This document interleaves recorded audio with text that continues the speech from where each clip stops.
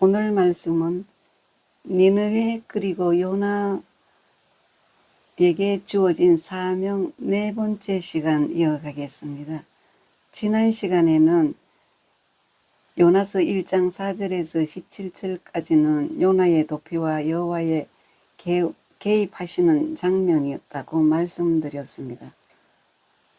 오늘은 하나님의 개입이 있었습니다.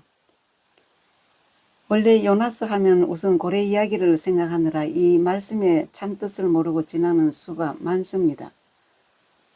우선 말씀드리고 싶은 것은 선지자의 사명을 말합니다. 그래서 하나님의 개입이 있습니다. 요나서 1장 4절입니다. 여호와께서 큰 바람을 바다 위에 내리시매 바다 가운데에 큰 폭풍이 일어나 배가 거의 깨지게 된지라. 여호와께서 태풍을 바다 위에 내리시매 요나는 도망하려고 하였으나 하나님은 그의 길을 차단하셨습니다. 요나는 그때의 상황을 폭풍이 대작하여 배가 거의 깨어지게 되었다고 전해줍니다. 바다 위의 대풍, 폭풍은 선원들이 두려워하는 바람입니다. 지중해에서 이 바람은 일반적으로 새벽에 배를 사정없이 치는 북풍입니다. 이 바람의 위력은 배가 거의 깨지게 된 상태를 4절에서 잘 드러냅니다. 깨지게 됐다고 했습니다. 4절입니다. 여호와께서 큰 바람을 바다 위에 내리시매 바다 가운데 큰 폭풍이 일어나 배가 거의 깨지게 된지라고 했습니다. 요나는 그의 뜻대로 하였고 하나님도 그의 뜻대로 하셨습니다.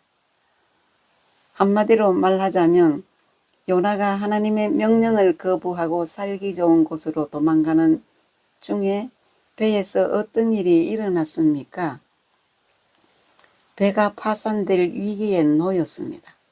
이 구절을 보면 아무 잘못 없이 요나 때문에 고통당한 선원들이 순종하지 않는 요나로 인해 바다가 노했고 요나가 바다에 던져진 후에야 바다는 잔잔해졌습니다. 요나의 풍랑 이야기는 요나의 이야기가 아니라 오늘날 사명자들에게는 필수 따르는 문제입니다. 사명자는 자기의 원하는 길이 아니라 하나님의 원하시는 길을 가는 것입니다. 하나님의 계획과 작정은 하나님의 치밀한 뜻에 따라 이루어집니다. 우리는 자신에 대해 얼마나 무지합니까? 다른 사람의 질투와 게으름과 교만을 보면서도 자신의 질투와 게으름과 교만은 깨닫지 못합니다. 선지자의 사명은 하나님으로부터 전달된 계시를 온전히 선포하는 것입니다. 그리고 선지자의 인격은 하나님의 손에 전폭적으로 사로잡혀 있기 때문에 그의 전 삶은 하나님의 주권에 따를 수밖에 없습니다. 선지자 요나는 이러한 선지자의 사명을 무시하고 이방 전도에 대한 하나님의 명령을 거부합니다. 이스라엘 민족의 의식에 의해서는 이방을 배격하고 멸시했던 당시 상황으로서는 요나의 행동이 정당화될 수 있을지 모르나 인류 전체를 구원하고자 하셨던 하나님의 뜻을 무시했다는 점에서 그의 허물은 가리워질 수 없었습니다. 이 내용이 무슨 말이냐 하면 요나는 아수르 제국이 조국 이스라엘을 침략한 일로 깊은 상처가 있었는데 그 나라 가서 멸망당하지 않게 네가 가서 내 말 전하라 하시니까 요나가 육신의 생각으로 하나님의 뜻을 무시했습니다. 지금도 마찬가지로 주의 종들은 다 이유가 있습니다. 하나님께서는 하나님의 계획을 포기할 수 없었기 때문에 요나를 끝까지 추적하시고 초자연적인 역사를 통해 요나의 도피를 차단하셨습니다.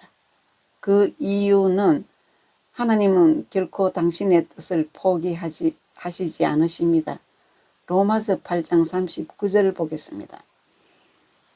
높음이나 깊음이나 다른 어떤 피조물이라도 우리를 우리 주 그리스도 예수 안에 있는 하나님의 사랑에서 끊을 수 없으리라고 하셨습니다.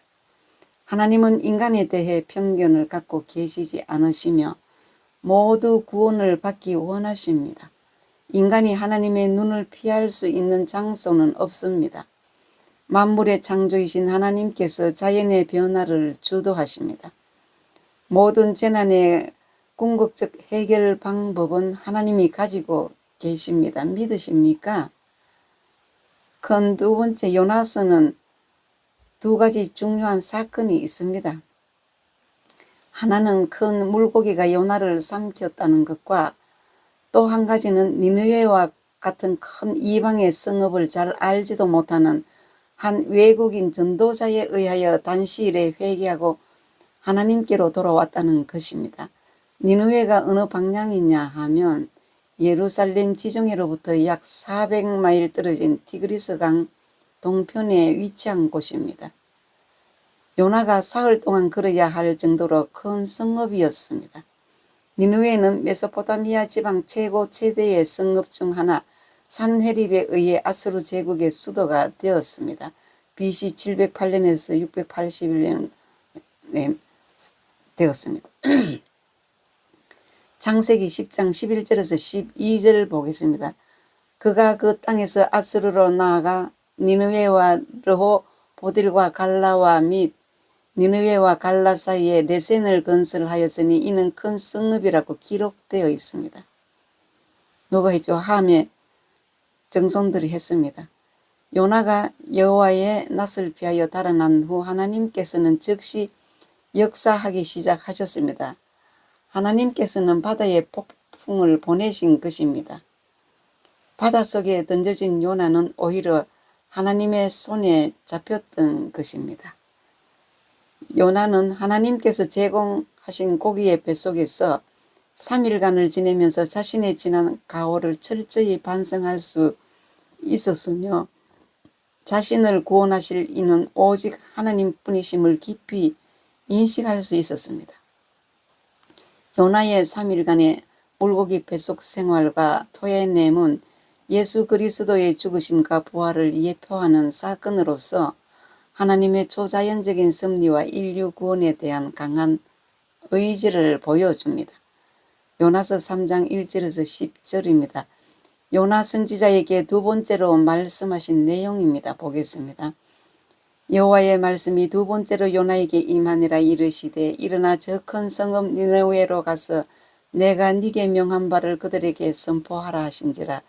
요나가 여호와의 말씀대로 일어나서 니느웨로 가니라. 니느웨는 사흘 동안 걸을 만큼 하나님 앞에 큰 성읍이더라.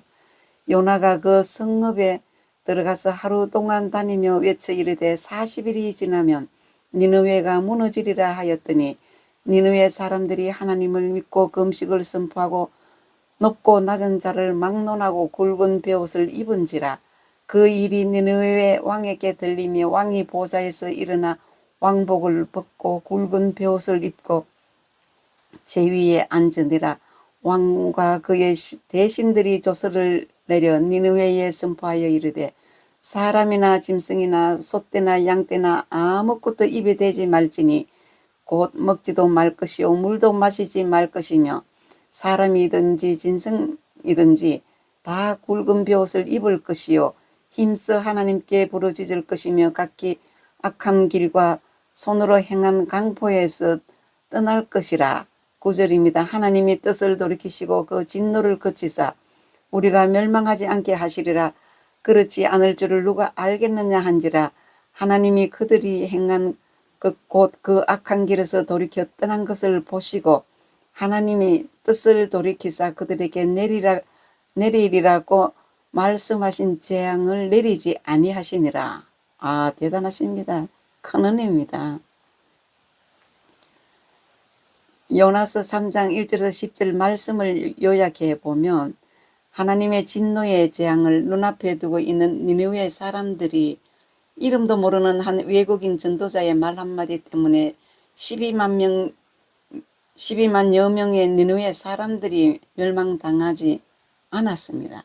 요나서 4장 11절 보겠습니다. 하물며 이 큰 성읍 니느웨는 좌우를 분별하지 못하는 자가 12만 명이요 가축도 많이 있나니 내가 어찌 아끼지 아니하겠느냐 하시니라입니다. 예. 요나가 선포한 회개의 촉구를 하나님의 명령으로 받아들여 하나님의 권위가 인정되고 하나님의 말씀이 받아들여지는 곳에는 변화와 생명력 넘치는 일들이 일어나게 되는 것입니다. 요나 선지자가 외쳤던 것이 무엇입니까? 요나서 3장 4절입니다. 요나가 그 성읍에 들어가서 하루 동안 다니며 외쳐 이르되 40일이 지나면 니느웨가 무너지리라 하였더니 요나 선지자 딱 하루만 40일이 지나면 니느웨 성이 무너진다 외쳤는데 5절에 니느웨 사람들이 하나님을 믿고 금식을 선포하고 높고 낮은 자를 막론하고 굵은 벼옷을 입은지라 회개했다고 합니다.